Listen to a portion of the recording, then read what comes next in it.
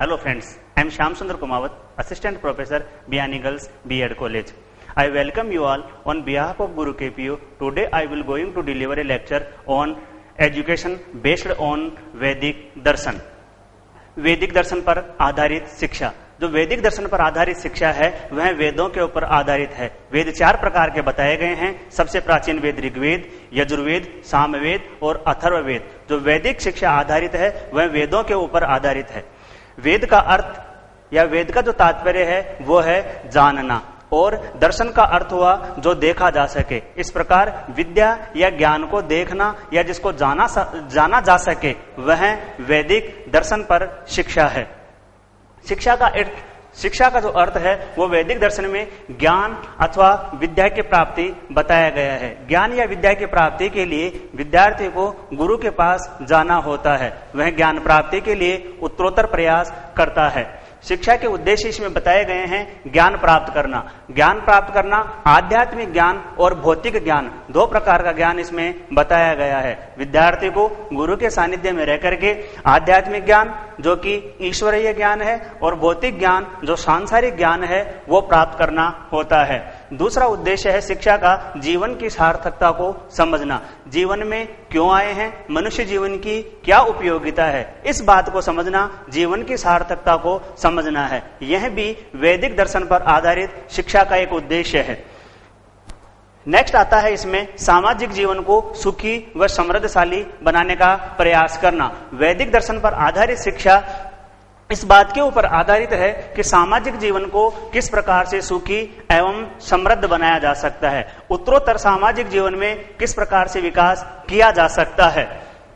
कर्तव्य पालन व धर्म पालन। वैदिक शिक्षा में जो उद्देश्य बताए गए हैं कर्तव्य पालन की और धर्म पालन की। धर्म पालन का तात्पर्य है मनुष्य को अपने धर्म का निर्वहन करते रहना चाहिए। कर्तव्यों का तात्पर्य है परिवार के प्रति, समाज के प्रति, देश के प्रति उसके क्या क्या कर्तव्य हैं। ये भी शिक्षा का उद्देश्य वैदिक दर्शन में बताया गया है। नेक्स्ट है आध्यात्मिक विकास करना। आध्यात्मिक यह लोक और परलोक यानी सांसारिक लोक और यहां से जो दूसरा लोक है जिसको कि वैदिक दर्शन में ईश्वरीय लोक भी बताया गया है। आध्यात्मिक विकास के माध्यम से व्यक्ति अपने समाज और राष्ट्र की उन्नति करने का प्रयास करता है।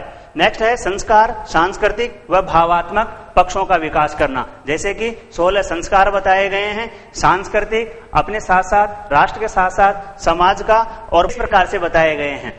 नेक्स्ट बात आती है इसमें शिक्षा के पाठ्यक्रम की। शिक्षा का जो पाठ्यक्रम है वो 4 वेदों के ऊपर आधारित है, जिसमें कि वेदों का ज्ञान दिया जाता है। ऋग्वेद, यजुर्वेद, सामवेद और अथर्ववेद का ज्ञान शिक्षा के पाठ्यक्रम में शामिल किया गया है। शिक्षण विधियां बताई गई है। शिक्षण विधियों में पहली आती है मौखिक विधि। मौखिक विधि से तात्पर्य यहाँ पर है वेदों का जो निर्माण किया गया है ऋचाओं में किया गया है। उनको ऋचाएं, वेदों के जो पद थे उनको ऋचाएं बोला जाता है। मौखिक विधि के माध्यम से जो शिष्य है वो गुरु के पास रह करके उन ऋचाओं को रटा करता था। प्रवचन विधि के माध्यम से जो गुरु है शिष्य को धार्मिक उपदेश दिया करते थे।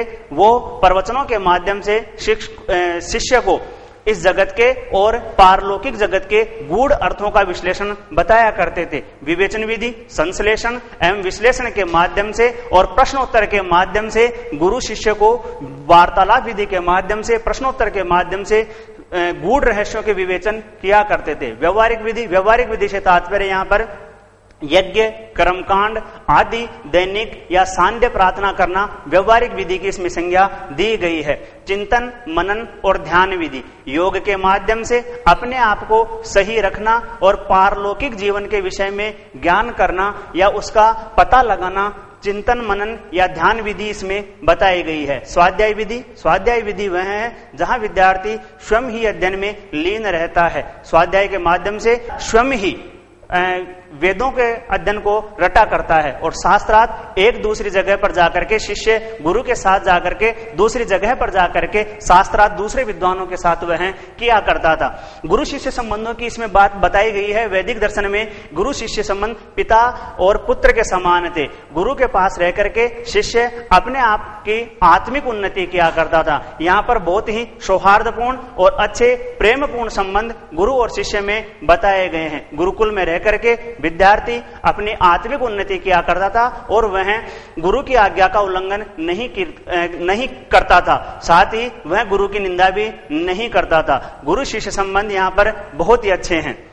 वैदिक कालीन विद्यालय, जो वैदिक कालीन विद्यालयों की जो बात बताई गई है उसमें गुरुकुल बताए गए हैं, जो गुरुकुल गांव से बाहर जाकर के स्थापित किया जाते थे या नगर से बाहर जाकर के उनको स्थापित किया गया है। गुरुकुल में रह करके विद्यार्थी अध्ययन किया करता था, उसे ब्रह्मचर्य का पालन करते हुए विद्यालयों में निवास करना पड़ता था, गुरुकुल में निवास करना पड़ता था। वहीं जब तक उसकी विद्या पूरी नहीं हो जाती थी वह घर नहीं लौट सकता था। इस प्रकार से वैदिक दर्शन में शिक्षा का विशद विवेचन प्रस्तुत किया गया है। Thank you, thank you, thank you.